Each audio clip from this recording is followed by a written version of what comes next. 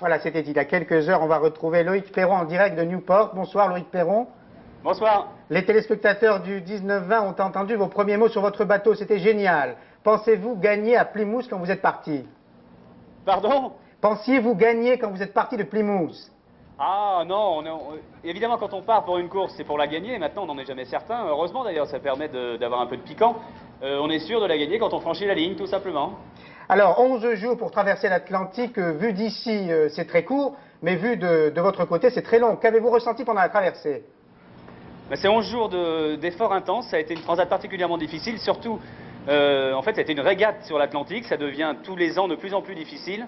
On a été 5 bateaux à se bagarrer pendant les 6 premiers jours. Et puis par la suite, malheureusement, il y a eu quelques abandons, celui de Poupon particulièrement.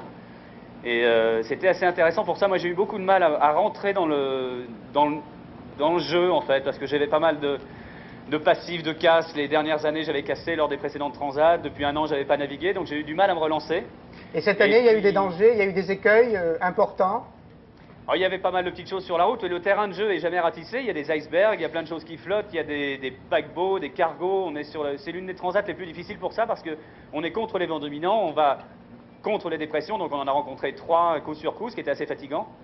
Parce que les manœuvres de voile sont incessantes, la grand voile fait 180 kg par exemple, donc c'est pas facile à envoyer toutes les 2 heures. Alors vous savourez tranquillement votre triomphe, vous vous rendez compte que vous entrez dans la légende après Tabarly et Poupon?